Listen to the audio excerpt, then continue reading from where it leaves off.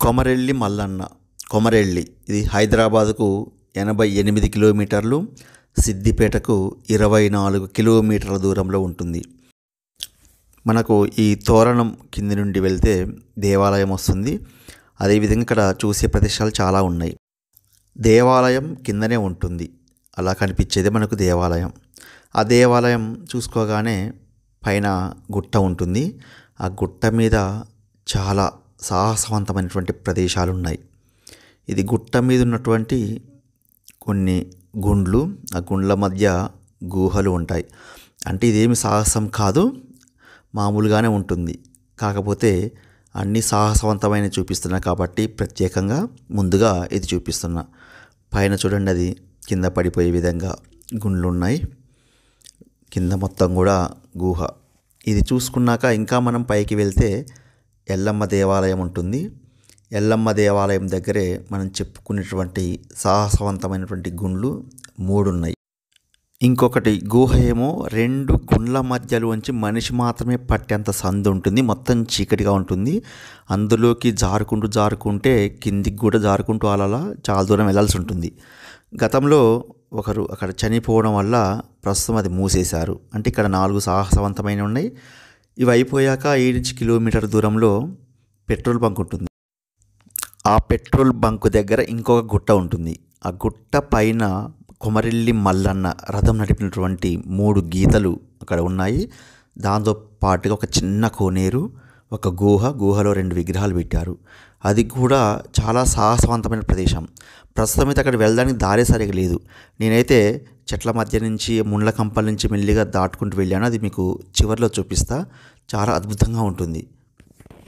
ఇప్పుడు మనం ప్రస్తుతం పైన ఉన్నటువంటి ఎల్లమ్మ దేవాలయం దగ్గరికి వెళ్తాము. అక్కడ 4 సాహసవంతమైనటువంటి ప్రదేశాలు మీకు చూపిస్తా. ఈ ప్రదేశంలో భక్తుల రద్దీ బాగా ఉంటుంది. ఇంత రద్దీగా ఉన్న ప్రదేశంలోనే రోడ్డు అంటే మన దారి ఇలా ఉందంటే నేను చూపించబోయే 5వ ప్రదేశం గుట్ట మీద అసలు ఎవ్వరూ వెళ్ళరు. అది ఎలా ఉంటుందో ఒకసారి ఊహించుకోండి.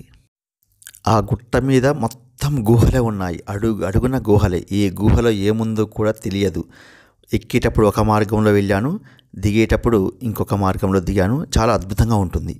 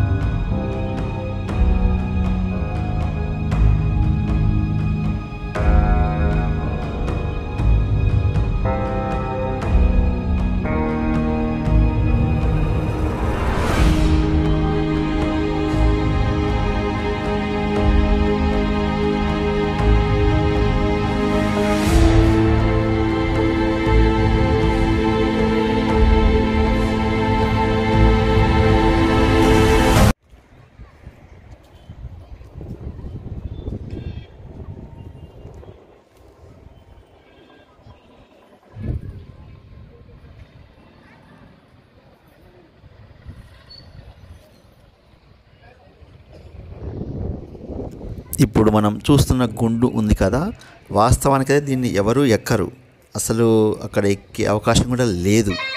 కానీ నేను పరిశీలించేసరికి నాకు ఆ గుండు పైన కొన్ని అక్షరాలు కనిపించాయి. అంటే పైకి ఎవరు ఎక్కినట్టే కదా, మీకు ఆ అక్షరాలు చూపిస్తాను. అదేవిధంగా గుండు చుట్టూ కూడా మీకు చూపిస్తాను. ఎక్కడ కూడా పైకి ఎక్కుదానికి అవకాశమే లేదు. మరి వాళ్ళు ఎలా ఎక్కారు? ఇక్కడ అక్షరాలు కొంచెం అబ్జర్వ్ చేస్తే మనకు కనిపిస్తాయి. కొన్ని ఏమో చెదిరిపోయాయి, ఇంకొన్ని అయితే మనకు స్పష్టంగా కనిపిస్తాయి. మీకు కొంచెం కిందికి చూపిస్తాను. నాగమ్మ అనే పేరుతోటి స్పష్టంగా కనిపిస్తుంది.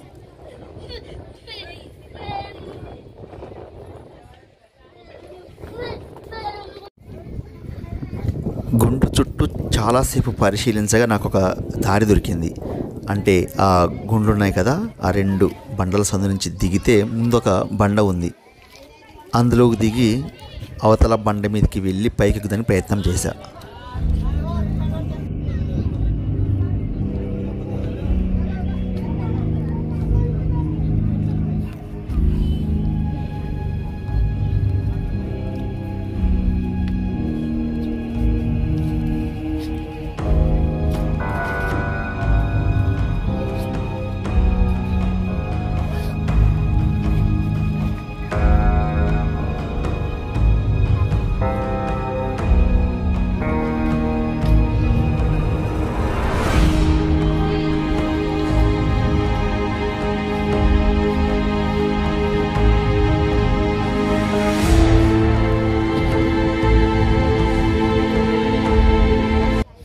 ఆ 2 గుండ్ల మధ్య దూరం చాలా ఎక్కువగా ఉంది.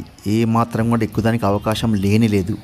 పైగా ఏ మాత్రం పట్టు తప్పినా కింద పడే అవకాశం ఉంది. అక్కడి నుండి ఎక్కే అవకాశమే లేదు. కాబట్టి మళ్ళీ వెనుదిరిగా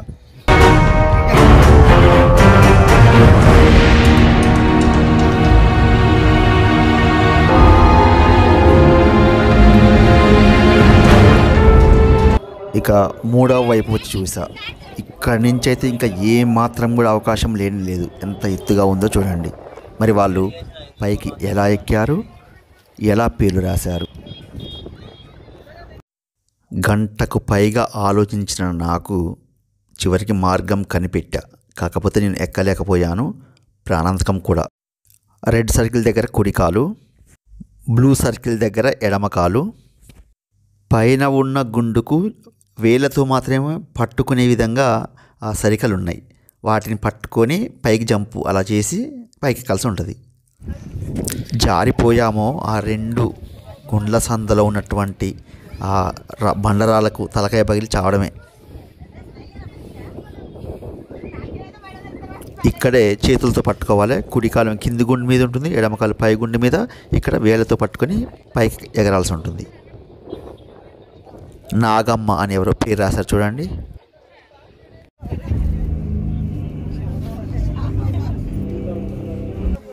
ఈ గుండుపైకి మనుషులు ఎక్కినట్టు ఎలాంటి ఆనవాళ్ళు అయితే నాకు కనిపించలేదు. కాకపోతే దీని ప్రత్యేకమైనటువంటి ఆకారాన్ని చూసి ఖచ్చితంగా మన పూర్వీకులు ఒక ఛాలెంజ్గా దీన్ని కూడా పెట్టారని నేను అనుకుంటున్నా. ఏమైనా ఆనవాళ్ళు లభిస్తాయని చెప్పేసి గుండు చుట్టూ కూడా తిరిగి చూసా. కానీ తప్పకుండా ఇది కూడా ఒక ఛాలెంజ్ అయి ఉంటుంది. ఎందుకంటే మనం 2వ గుండు మీదకి ఎవరూ ఎక్కట్లేదు. ముందుగా చూసిన ఫస్ట్ గుండు మీదకి అయితే ఎక్కగలుగుతున్నారు. అదేవిధంగా ఇది మామూలు గుండుగా చూస్తున్నారు. కానీ ఇది కూడా ఒక ఛాలెంజ్, మన పూర్వీకులు ఇచ్చిన ఛాలెంజ్ అనుకుంటున్నా.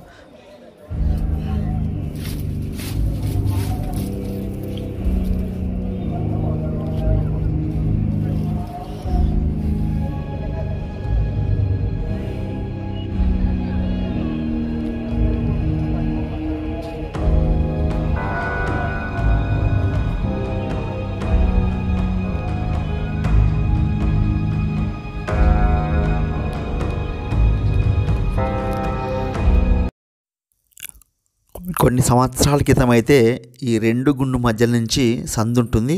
ఆ సందులో మొత్తం చీకటే. అలా అలా జారుకుంటూ కింది వరకు వెళ్ళాలి. నేను గతంలో 2 సార్లు వెళ్ళాను. కానీ ఈసారి మాత్రం అది బంద్ చేశారు. ఎందుకంటే అందులో ఒక వ్యక్తి ఎవరో చనిపోవడం జరిగిందట. మధ్యలోనే ఇరుక్కొని ఇది పూర్తిగా మూసేశారు.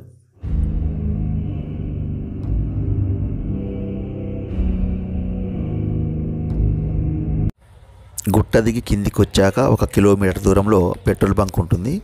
ఆ పెట్రోల్ బంక్ వెనకాల ఒక గుట్ట ఉంటుంది. ఈ గుట్ట మీదనే మన కొమరెల్లి మల్లన్న రథాలు నడిపినటువంటి గుర్తులున్నాయి.